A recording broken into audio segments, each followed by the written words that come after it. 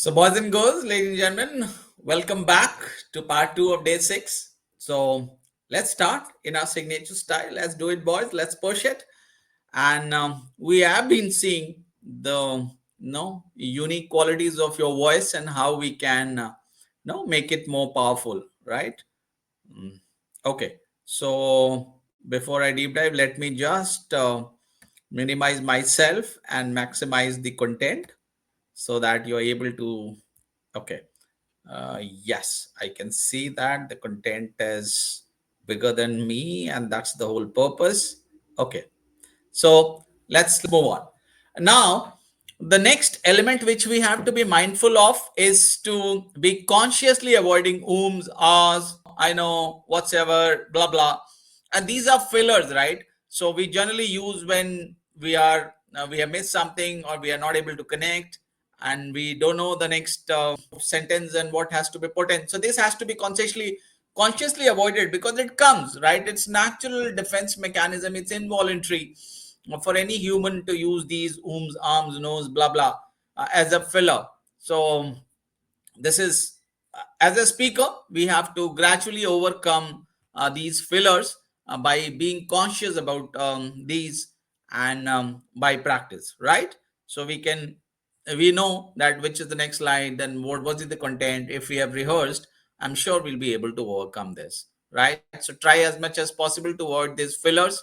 Next is that know how we can conquer our nervous habits or nervousness, and we control them, and then we become become better at controlling these. So nervousness, we saw that can manifest in various ways. It could be in the form of a shaky voice, it could be in the form of shaking legs, a shaky leg, it could be the form of excessive sweat, your mouth getting dry, mumbling. So the first step is to recognize the sign of nervousness so that we know that yes, these are the signs of nervousness, and then we use the techniques to overcome these nervous elements of ours.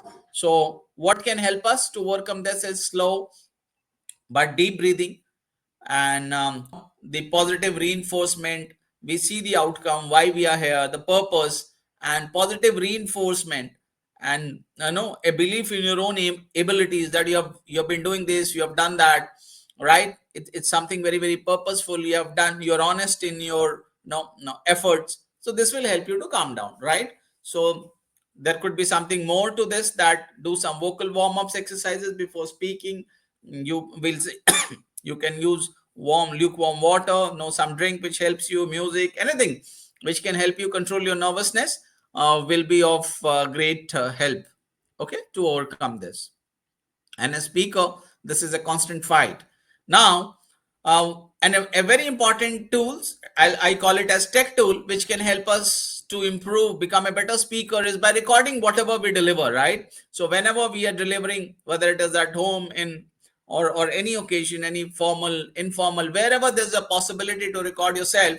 I mean, if you're not able to do it, ask your friends, well-wishers, organizers to record the whole session and give it to you as more of a feedback tool, right? So it's a powerful self-assessment tool. It reveals the areas of improvement that you may not be aware of, right? And it will help you to get a hang of that. Listen critically to your recordings. Pay attention to things like monotony, filler words, vocal habits. Identify what enhances or distracts you from the core message. Make recordings a regular practice. Tracking your progress over time will allow you to celebrate your growth and pinpoint the ongoing difficulties or challenges. So using recordings and playback is I'll say, a very powerful tool in your disposition for improving your public speaking skills and becoming a more effective communicator. Let's move ahead. So these are some of the warm-ups you can do, like for any physical, before any strenuous physical activity, we do physical warm-ups, right? For anything we prepare, we do a pre-event warm-up. Same goes for public speaking assignments as well. You have to do the warm-up of your vocal cords, your expressions, your face, everything which is going to be involved or used in that particular delivery. You will have to warm it up. right? So vocal warm-ups are essential for you to prepare your voice for a presentation or performance, because it differs from our natural conversation, right? It's important. So that's the need for warm-up. Let's start with some gentle humming. You can sing few lines, chant few mantras, say some lines which make you feel confident, speak good about yourself internally, right? And next, we can do some deep breathing exercises, which we have discussed enough. So proper breath support is key for your vocal control, your calmness, reducing nervousness, and all the more we can practice some tongue twisters so that your vocal cords are open, your tongue is ready to deliver or articulate the difficult words, even if they are there, right? So remember that these warm-ups are as important the way we do it for physical activities, right? And it only takes a few minutes, but it can make a big difference, because the right start, the right flow of words can set the stage for you, and then you rock. Okay, with this, let's move on. Let's see what are the other elements of your voice which can help you to crack the code. So emphasize the core essence of your message, right? So you cannot deliver the entire content no, in the same monotony. You'll have to emphasize, because the whole content may not be equally important. It is definitely, the entire content is not equally important. Some elements will be more important compared to the others, so you'll have to find a way to emphasize those particular aspects of your content, right? It could be by strategic pauses, it could by raising your voice tone pitch, right? It could be giving that data, it could be cracking some humor to create that emphasis on that particular section of your content. So varying your volume, or pitch, tone, these are some of the elements, right, which will help you to emphasize the portion which you want the audience to pay attention to. Okay, so let's move ahead. Okay, use distinct characters and voices to bring in the story to life, right? The power of storytelling. I mean, you have to identify first the story, right? And then see that which are the characters which create the greatest impact. And if you can mimic their voices, mimic their actions, it'll have an value added impact on your audience. So use distinct characters and their voices to bring the story to your life, whichever story you have, whether it is Mufasa, Disney, anything which you want to highlight, right? So modulate your tone to match the emotional content of your story. This will help your audience to connect with the narrative on a deeper level. Vary your pacing throughout that storytelling. Slow down for suspenseful moments, speed up for exciting parts, and this will keep the audience engaged and invested into the story. Remember, the strategic pauses are a powerful tool. Use them as much as possible. Maintain the eye contact, and this collective bouquet of storytelling will create a very, very positive and lasting impact on your audience. Let's move ahead, ladies and gentlemen. Okay, now you will have to always project the confidence in your voice, right?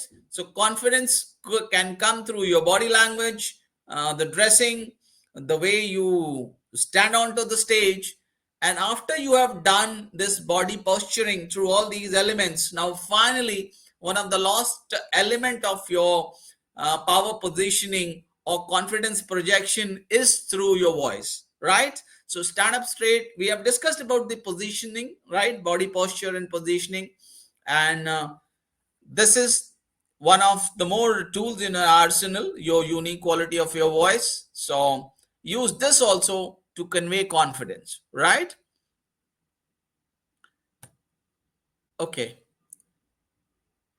Moving ahead, right? So now let's see that how you can adapt your voice to different venues.